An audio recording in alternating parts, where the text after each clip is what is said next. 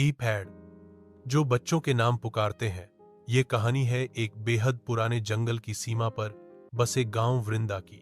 इस गांव में एक नियम था, सूरज ढलने के बाद कोई बच्चा घर से बाहर नहीं जाएगा, खासकर उस तरफ जहां बड़ा बरगद का पेड़ खड़ा है, जिसे गांव वाले नागवट कहते थे। क्यों? क्योंकि लोग कहते थे वो पेड़ बच्चों को नाम लेकर बुलाता है और जो बच्चा एक बार उसकी पुकार सुन ले वो फिर कभी नहीं लौटता। अब मिलिए हमारी नन्ही नायिका से अमाया, उम्र 10 साल, बहुत ही समझदार पर कल्पनाशील और साहसी। एक दिन गांव की पाठशाला में किसी ने अमाया से कहा, तुम्हारा नाम उस पेड़ ने लिया क्या कभी? अमाया हंसकर बोली, पेड़ बातें कैसे कर सकते हैं? लेकिन उस रात जब अमाया खिड़की के पास बैठी अपनी किताब पढ़ रही थी, बाहर से हल्की हवा चली और उसी हवा में जैसे किसी ने धीरे से फुसफुसाया, अमाया।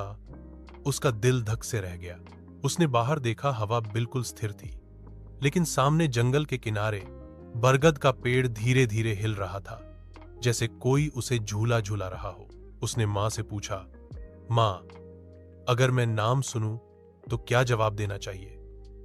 मां कांप गईं और बस एक ही बात कही, कभी मत बोलना।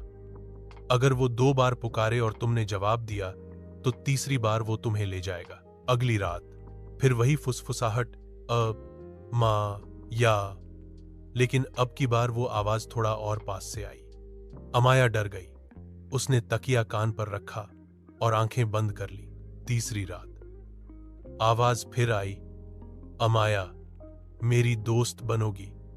और ये आवाज किसी बड़े की नहीं, एक बच्चे की थी, मासूम, धीमी, भीगी हुई।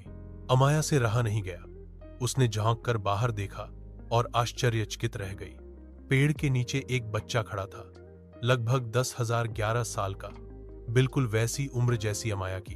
उसने कहा, मैं अकेला हूं, बहुत सालों से, सब मुझे भूल गए, क्या तुम मेरी दोस्त बनोगी? अमाया की आंखों में आंसू आ गए। तुम्हारा नाम क्या है? बच्चा मुस्कुराया, मेरा कोई नाम नहीं बचा, पेड़ ने सब भूलवा दिया, मैं बस अब उसका बच्चा हूं। वो बच्चा पेड़ की जड़ों में समा गया और तभी पेड़ की शाखाओं से सैकड़ों फुसफुसाहटें आने लगी, आओ आओ, खेलो हमारे साथ, हम अकेले हैं। अमाया भागकर मां के पास आई, सब बताया। मां ने उसकी आंखों में आंसू देखे और कुछ पल बाद बोली, तुमने कुछ ऐसा किया है जो किसी बच्चे ने नहीं किया। तुमने उनकी पुकार को सुना और डर की जगह समझा। अब उन्हें आजादी चाहिए। अगली शाम अमाया एक छोटा सा दीपक और कुछ फूल लेकर पेड़ के पास पहुंची।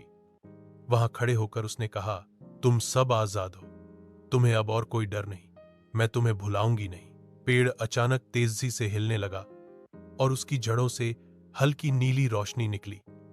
एक एक करके बच्चों की छायाएं उठने लगीं, मुस्कुराती हुईं और फिर आसमान की ओर उड़ गईं। अब वो पेड़ शांत है और गांव वाले कहते हैं, अब कोई पुकार नहीं आती, लेकिन अमाया के नाम पर एक फूल हर साल उस पेड़ में खुद उगता है। सीख, हर डरावनी चीज के पीछे एक अधूरी कहानी होती है। अगर हम उसे समझें, सुनें और अपनाएं तो भूत भी दोस्त बन जाते हैं और डर भी सम्मान में बदल जाता है।